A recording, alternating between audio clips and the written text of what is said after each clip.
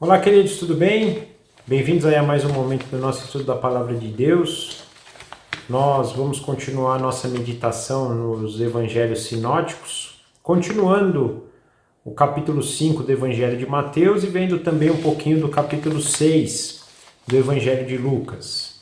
Nós entramos no Sermão do Monte, já vimos 2 encontros, né? Iniciando pelas bem-aventuranças, depois passando ali por aquela parte que fala que somos luz do mundo, sal da terra, aquela que fala um pouquinho já do nosso amor ao próximo, do nosso amor à lei, o cumprimento da lei, na verdade, que Jesus, na verdade, ele não vem para abolir a lei, mas para cumprir, e aí ele começa a fazer um redirecionamento, falando em relação à questão de adultério, a questão de divórcio, a questão do não matarás. Então, vimos todo esse redirecionamento que Jesus traz da lei.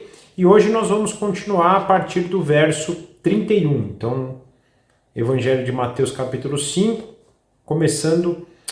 pelo verso 33. O verso 31 e 32 nós vimos no encontro passado. Nós vamos ver do 33 e nessa primeira sessão nós vamos ver até o versículo 37. Mas antes vamos orar, pedir a orientação de Deus para que a gente possa sair engrandecido desse momento. Papai, obrigado por mais uma vez o Senhor permitir estarmos aqui diante do Senhor e diante da Tua Palavra. Mais uma vez o Senhor ter nos capacitado, nos incentivado, nos dirigido, e somos gratos porque isso vem do Senhor.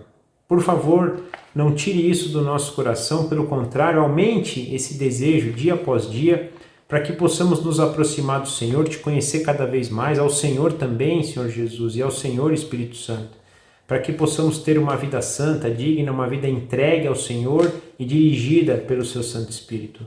Então nós entregamos também esse momento nas Tuas mãos para que possamos aproveitar o máximo possível e te pedimos e agradecemos em nome do nosso Senhor Jesus. Amém. Então, gente, Mateus capítulo 5, versículo 33. Vocês também ouviram o que foi dito a seus antepassados: não jure falsamente, mas cumpra os juramentos que você fez diante de Deus. Mas eu lhes digo, não jurem de forma alguma, nem pelo céu, nem pelo céu, porque é o trono de Deus, nem pela terra, porque é o estrado dos seus pés, nem por Jerusalém, porque é a cidade do grande rei. E não jure pela sua cabeça, pois você não pode tornar branco ou preto nem um fio do seu cabelo. Seja o seu sim, sim, o seu não, não. O que passar disso vem do maligno. Então, até aqui a palavra de Deus. Mais uma vez, Jesus busca o que foi dito na lei lá atrás, dada aos israelitas por meio de Moisés, no Pentateuco, e também depois por meio dos profetas e de todo esse processo, né, que os israelitas passaram no caminhar com Deus, para aplicar de forma correta, porque eles, né, de certo modo, criaram tradições que deu uma desviada no propósito que era Deus. Então, ainda nessa leitura, agora ele vai falar sobre a honra na palavra, sobre a gente honrar aquilo que a gente diz. O nosso sim, ser sim, o nosso não, ser não. Né? Nós não precisamos de juramento. E ele fala, vocês nem podem jurar, porque se você jura pelo céu, lá é o trono de Deus. Olha o tamanho do sacrilégio que você está fazendo, né? Do pecado. Até porque não é nem seu o céu, né? Pela terra a mesma coisa, porque é o estrado do pé de Deus, né? Por Jerusalém, porque é a cidade de Jesus, também pertence a Ele. Ou seja, tudo pertence a Deus. Você não pode, até a nossa vida hoje, né?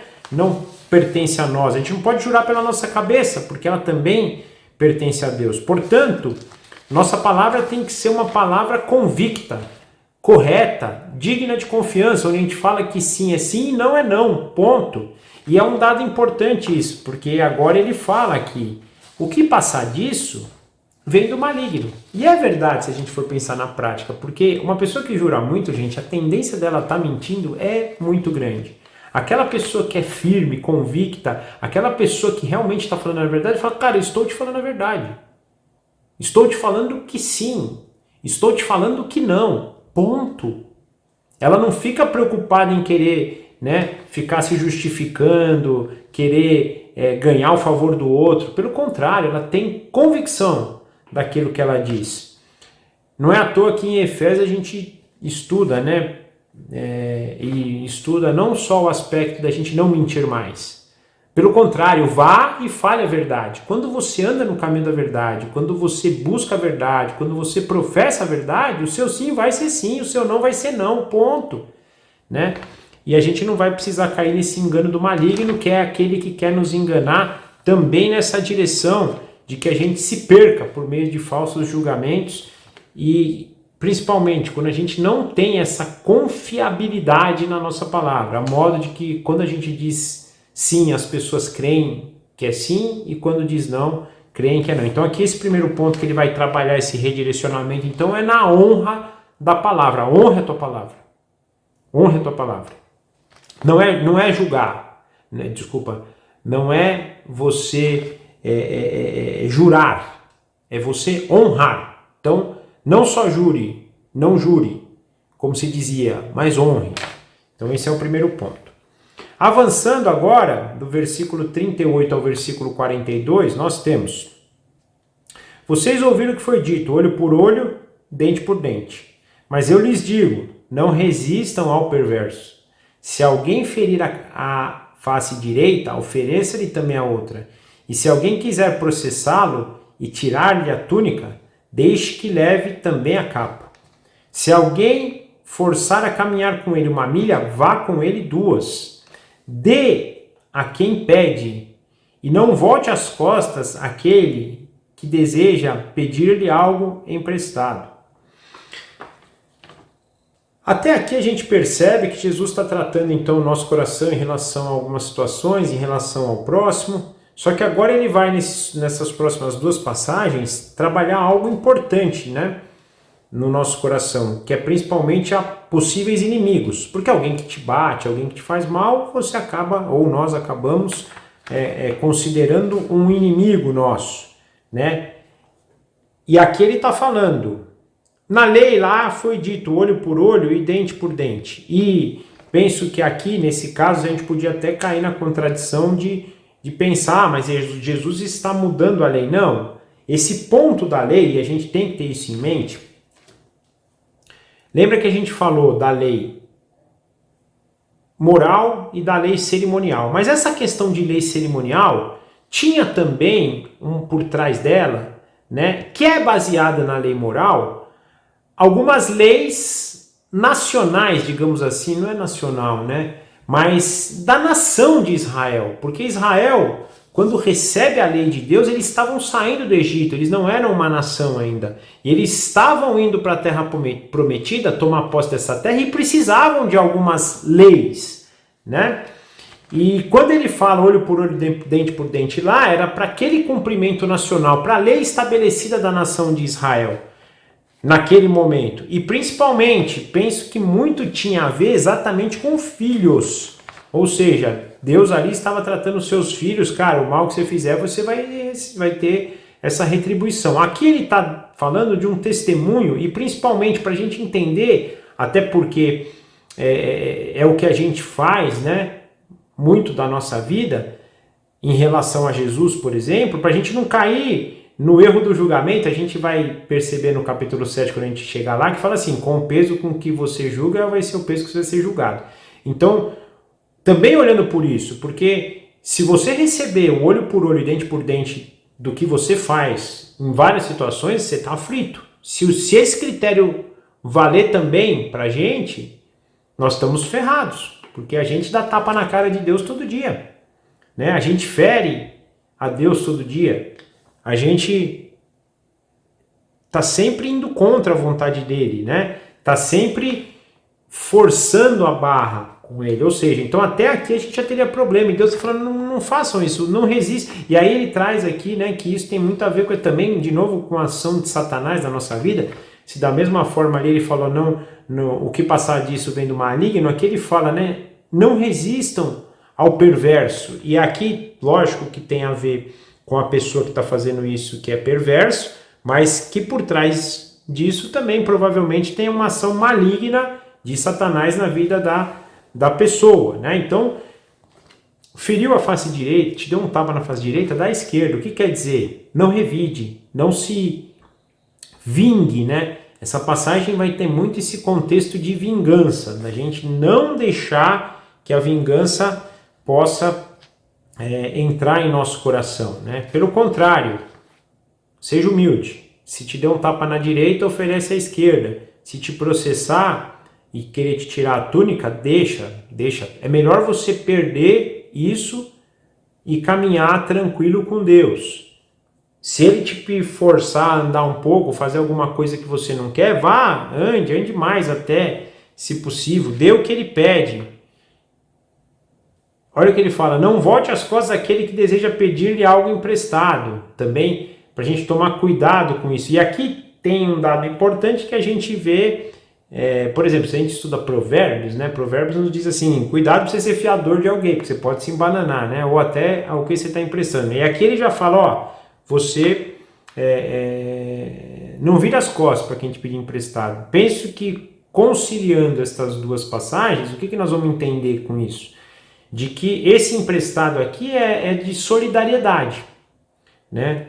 Lá, aquele de Provérbios parece muito mais daquelas pessoas que querem levar vantagem na situação e aí te pede emprestado, ou seja, alguém que quer fazer uma dívida para algo desnecessário e te pede emprestado. Então, preciso comprar um carro, né, do último modelo, então vou lá e pego emprestado. Não é uma necessidade de alguém que está passando fome, por exemplo, e te pede emprestado algo, né? Então a gente precisa tomar cuidado com isso também, né?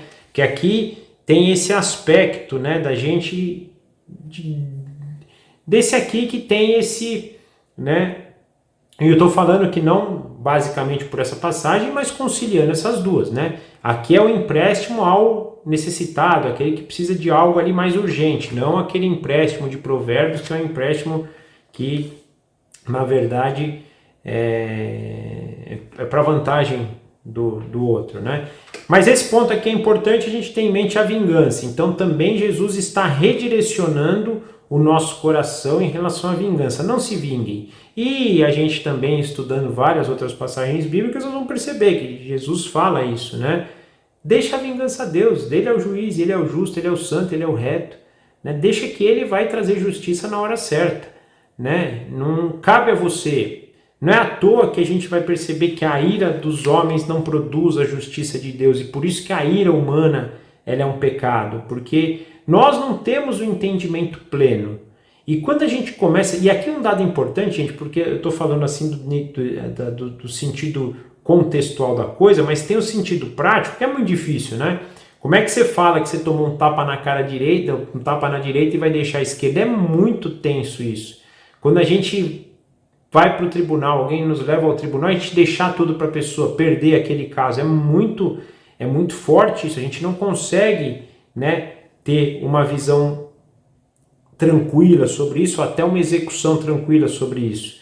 E eu tenho pensado muito a respeito dessas coisas e penso que a forma da gente entender isso, e eu falei de Efésios, a gente já estudou Efésios, acho que vale a pena, a gente entender na guerra espiritual que a gente está vivendo. E ele fala isso no começo, né, do perverso, falou ali em cima do maligno, da gente entender que o príncipe desse mundo conduz essas pessoas também, e essas pessoas são escravas. Lembra Efésios 2 que fala que nós que outrora éramos também escravos, como eles são do príncipe desse mundo, essas pessoas são escravas.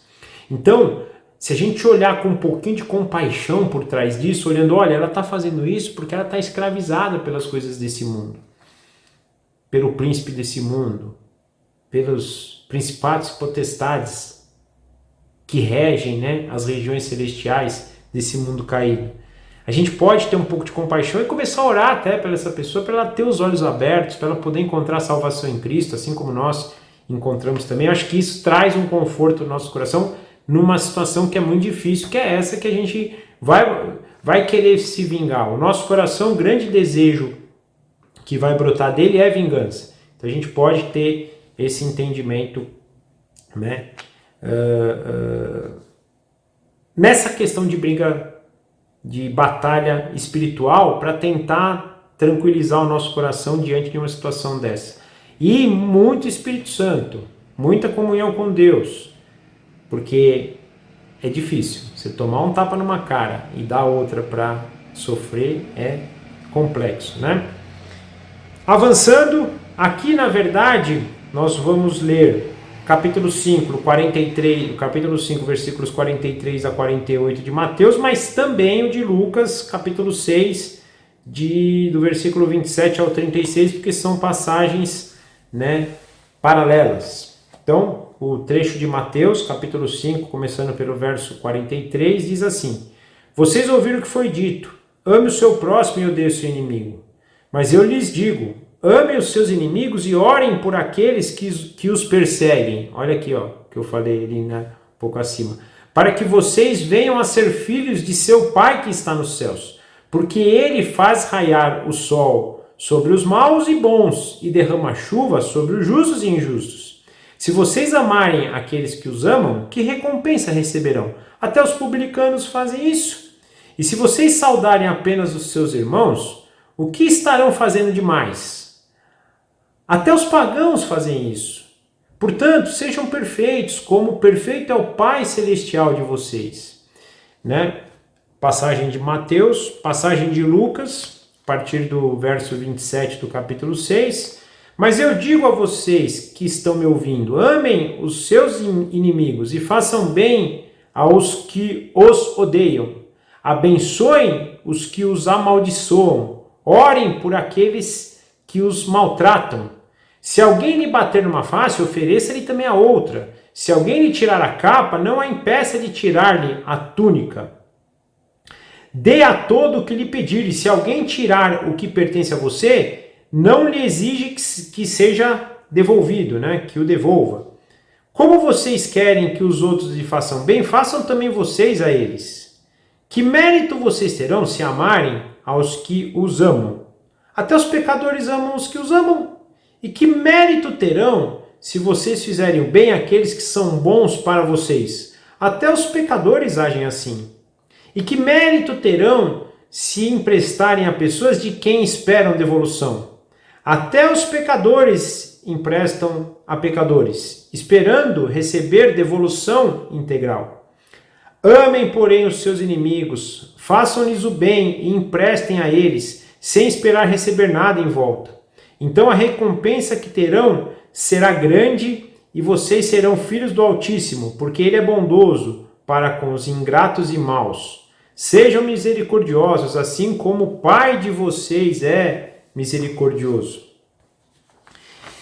Na passagem anterior, né, nós estudamos que a nossa justiça ela deve exceder a justiça dos fariseus.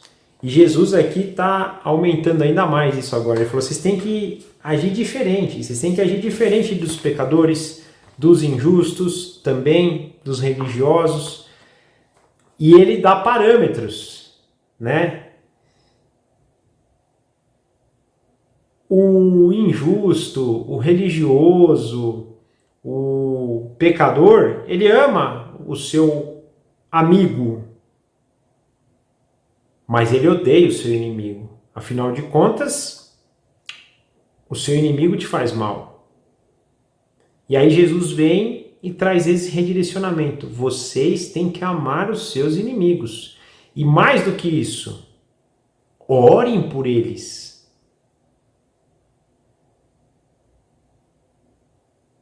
E aí ele associa isso à nossa paternidade. Vocês vão orar para que vocês venham a ser filhos, porque o filho, aquele que entende quem quer ser o Pai Celestial, aquele que entende que segue o primogênito, que é Jesus, vai perdoar, vai amar o seu inimigo. E aí eu queria lembrar um pouquinho, nós vamos estudar isso no momento oportuno, quando chegar, mas antecipando a vida de Jesus.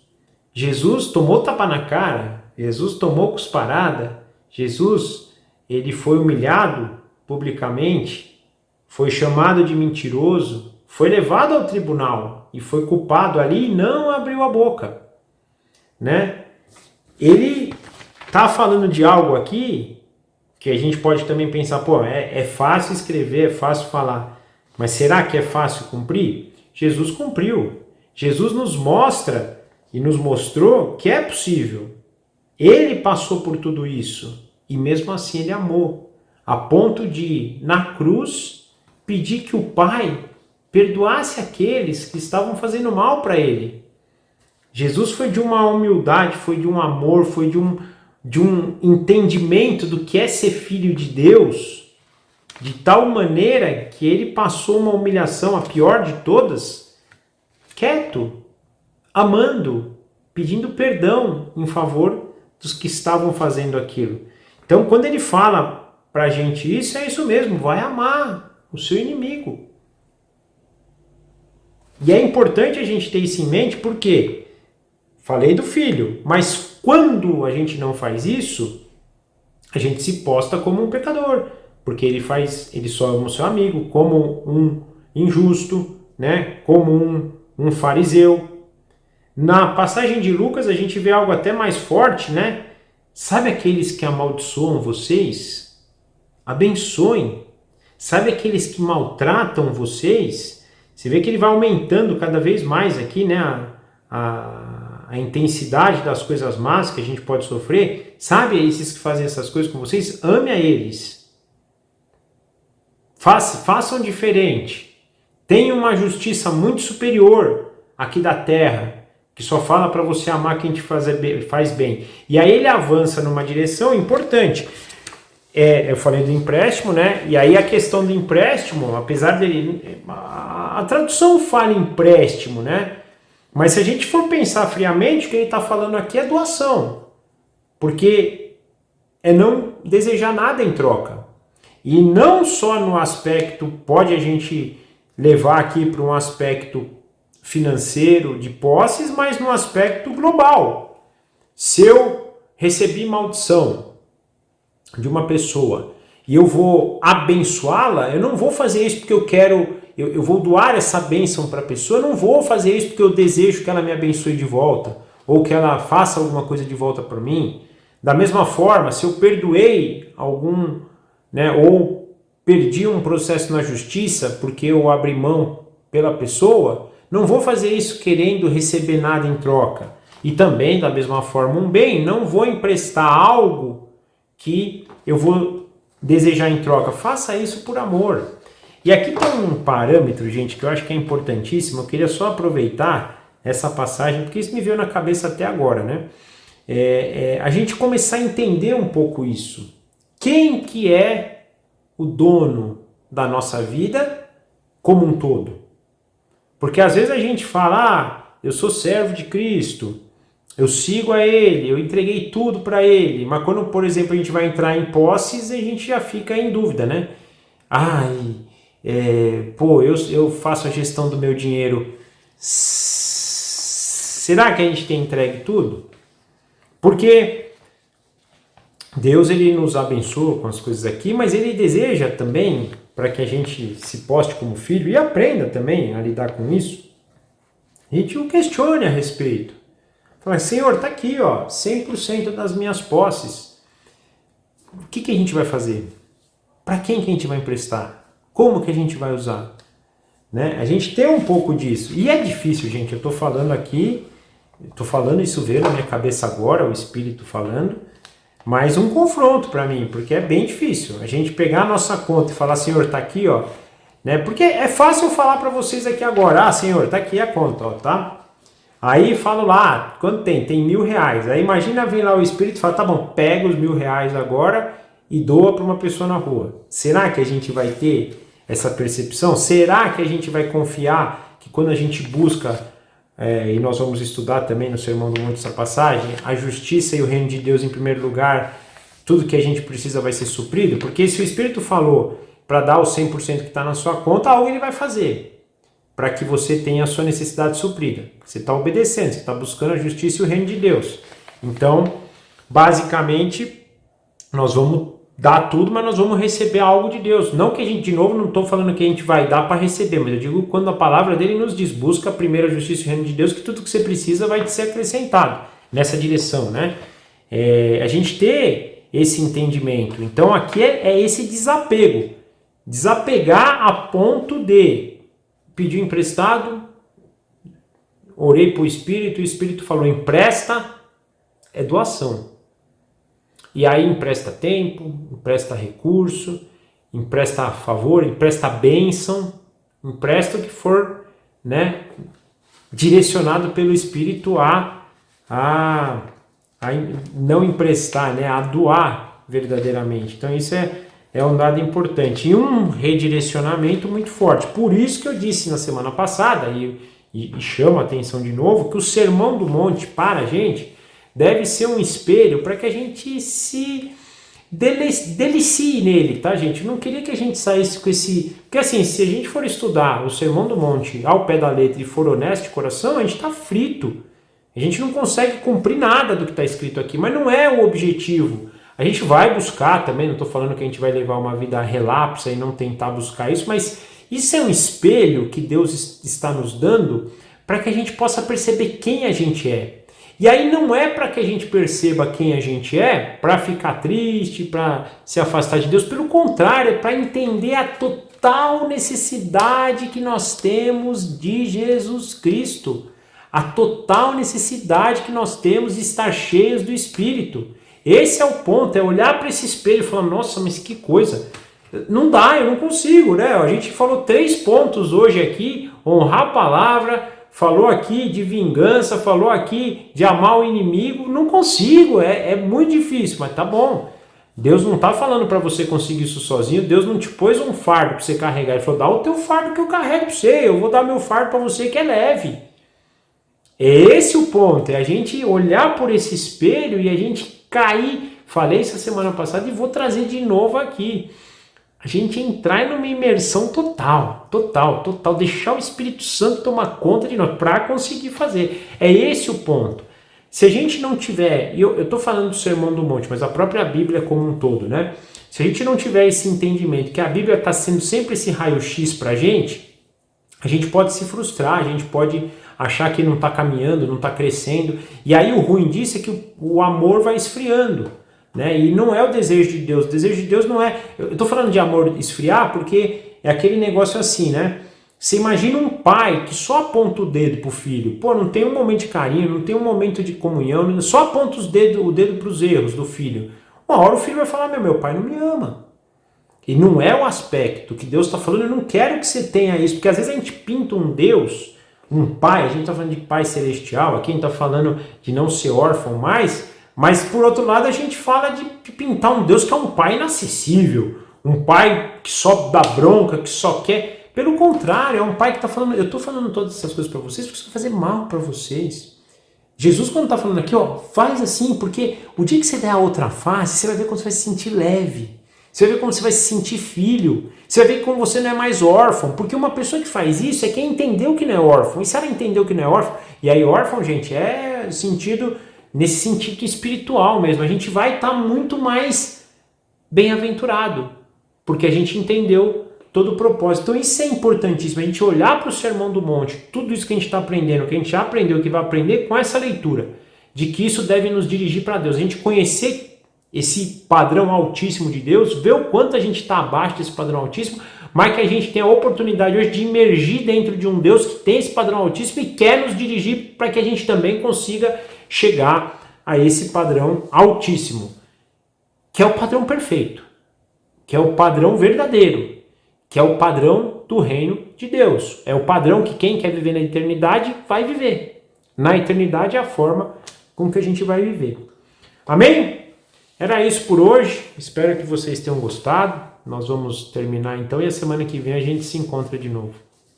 Papai, obrigado por mais um dia o Senhor nos permitir compartilhar da Tua Palavra, que nós possamos cada vez mais buscar o Senhor em entendimento, em verdade, que esse estudo dos Evangelhos, o estudo bíblico, também essa passagem do Sermão do Monte, mostre para a gente as falências do nosso coração, mostre para a gente a necessidade que nós temos do Senhor como nosso Salvador, não só um Salvador...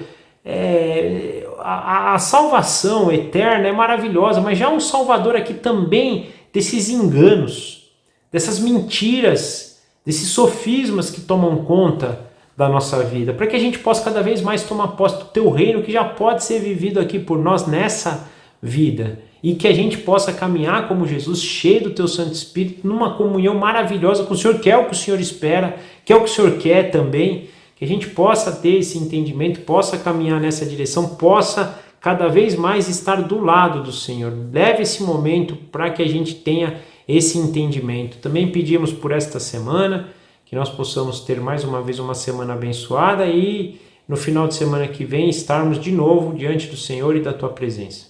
Nós oramos assim agradecidos em nome do nosso Senhor Jesus. Amém. Tchau, gente. Obrigado. Forte abraço. Até semana que vem.